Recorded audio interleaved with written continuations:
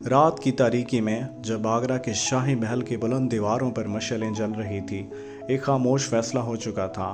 بادشاہ ہند شاہ جہاں، جو کبھی دنیا کی سب سے بڑی سلطنت کا مالک تھا، اب قلعے کی چار دیواری میں ایک قیدی بننے والا تھا۔ یہ فیصلہ کسی اور نے نہیں بلکہ اس کے اپنے ہی بیٹے نے کیا، اور تاریخ نے اس بیٹے کا نام لکھا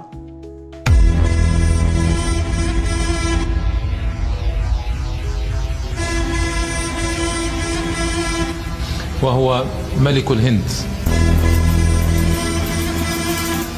السلطان العظيم اورنگزیب عالمگیر۔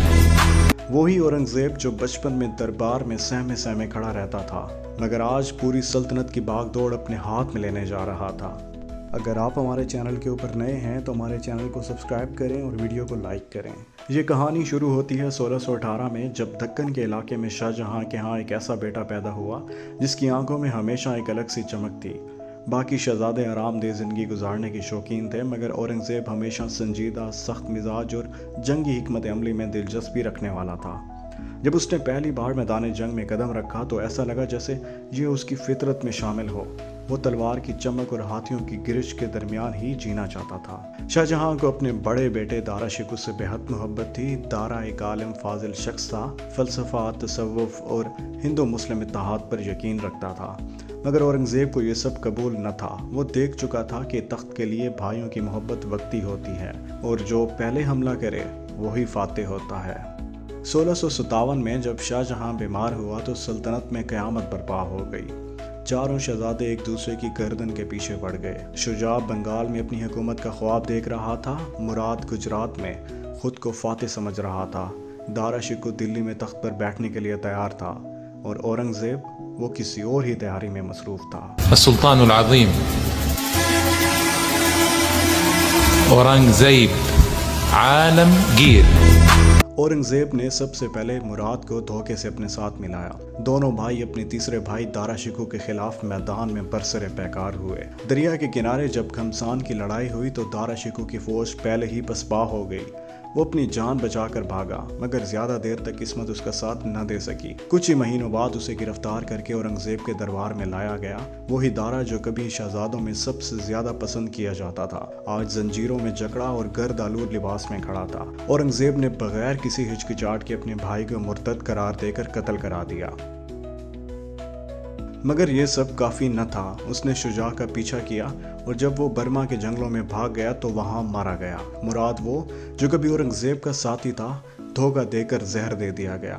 اور آخر میں شاہ جہاں، وہی بادشاہ جس نے تاج محل جیسا شاہکار بنایا تھا، آج اپنے ہی محل میں قید تھا۔ کہا جاتا ہے کہ وہ آگرہ کے قلعے میں اپنی زندگی کے آخری ایام تاج محل کو حسرت بھری نظروں سے دیکھتے ہوئے گزارا کرتا تھا، مگر اورنگزیب نے اس کے لیے دروازے کبھی نہ کھلوائے۔ 1658 میں اورنگزیب نے خود کو عالمگیر یعنی دنیا کو فتح کرنے والا قرار دیا، مگر فتح کا نشہ ہمیشہ مہنگا پڑتا ہے۔ وہ مغلیہ سلطنت کو اسلام کے اصولوں پر چلانا چاہتا تھا، مگر جس زمین پر وہ حکومت کر رہا تھا وہاں مختلف مذاہب اور ثقافتیں بسی تھیں۔ اس نے جزیہ ٹیکس دوبارہ نافذ کیا، مندروں کو گرایا اور شاہی دربار میں موسیقی پر پابندی لگا دی۔ یہ وہی دربار تھا جہاں کبھی تان سین اپنی سریلی آواز سے بادشاہوں کے دل موہ لیتا تھا، مگر اب خاموشی کی حکمرانی تھی۔ مگر اصل امتحان شروع ہوا جنوب میں، جہاں مرہٹا سردار شیواجی مغلوں کے خلاف برسر پیکار ہوا۔ شیواجی وہ آدمی تھا جو مغل سلطنت کے لیے سب سے بڑی مشکل بننے والا تھا۔ وہ پہاڑوں میں لڑتا، چھاپا مار جنگیں کرتا اور پھر غائب ہو جاتا۔ اورنگزیب نے چالاکی سے اسے دربار میں بلا کر گرفتار کر لیا، مگر شیواجی ایک رات اپنے ساتھیوں کے ساتھ قلعے سے فرار ہو گیا۔ یہ وہ لمحہ تھا جب اورنگزیب کو احساس ہوا کہ جنوبی ہندوستان پر حکومت کرنا آسان نہیں ہے۔ اس نے خود گھوڑے پر سوار ہو کر بیجاپور، گولکنڈہ اور دکن کے دوسرے علاقے فتح کرنے کی مہم شروع کی۔ کئی قلعے فتح کیے گئے، مگر اس جنگ میں سلطنت کا خزانہ خالی ہونے لگا۔ کہا جاتا ہے کہ اورنگزیب 90 سال کی عمر میں بھی زمین پر ایک چٹائی بچھا کر سوتا تھا، اپنے ہاتھ سے قرآن لکھتا اور روزگار کے لیے ٹوپیاں سی کر بیچتا تھا۔ اور ان باتوں پر میری اپنی تحقیق جاری ہے، اور جلد میں اس بات کو آپ کے سامنے لا کر پیش کروں گا کہ کیا واقعی اتنی بڑی سلطنت کا حکمران ٹوپیاں سی کر گزارا کرتا تھا، مگر جو چیز اس کے اندر کھوکھلی ہو رہی تھی وہ تھی سلطنت کی طاقت۔ 1707 کی ایک رات وہ بستر پر لیٹا آسمان کو تک رہا تھا۔ اسے یاد آیا کہ اس نے اپنی پوری زندگی جنگوں میں گزار دی، اپنی جوانی بھائیوں کے خون سے رنگی اور اپنی بڑھاپے کی عمر تخت کو بچانے میں ضائع کر دی۔ تاریخ کے پنوں میں لکھا ہے کہ اورنگزیب عالمگیر اپنے آپ سے یوں مخاطب ہوا: مجھے نہیں معلوم میں نے کیا پایا، نہ میں خود کو بچا سکا اور نہ اپنی سلطنت کو۔ احمد نگر کی زمین پر رات کا سناٹا طاری تھا، آسمان پر ستارے ٹمٹما رہے تھے، لیکن ایک روح اپنی آخری سانسیں گن رہی تھی۔ یہ وہی شخص تھا جس نے ہندوستان پر 5 دہائیوں تک حکومت کی، جو کبھی تخت کے لیے اپنے ہی بھائیوں کا دشمن بن گیا تھا، جو جنگوں میں اپنی سلطنت کی وسعت کے خواب دیکھتا تھا، مگر آج وہ بستر پر نڈھال پڑا اپنی عمر کے آخری لمحے گن رہا تھا۔ اورنگزیب 90 برس کا ہو چکا تھا، کمزور جسم، لرزتے ہاتھ اور بے قرار آنکھیں۔ وہ شخص نہیں رہا تھا جو کبھی میدان جنگ میں بجلی کی طرح لپکتا تھا۔ دکن کی مہمات، تخت کی کشمکش اور سلطنت کو قائم رکھنے کی مسلسل جدوجہد نے اسے اندر سے کھوکھلا کر دیا تھا۔ وہ اب ایک ایسے سفر پر تھا جہاں کوئی سپاہی، کوئی لشکر اور کوئی تدبیر اس کا ساتھ نہیں دے سکتی تھی۔ اورنگزیب عالمگیر کو بیماری نے آہستہ آہستہ گھیرا۔ دن بدن وہ کمزور ہوتا گیا، مگر غرور پھر بھی قائم رہا۔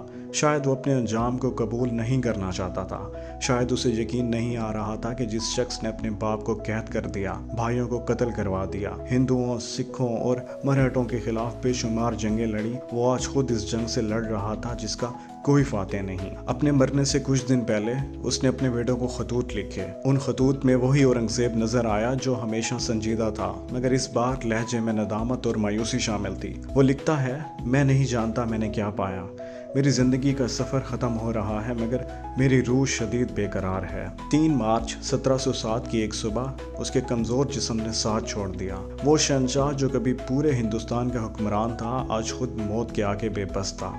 سپاہی اور درباری خاموش کھڑے تھے۔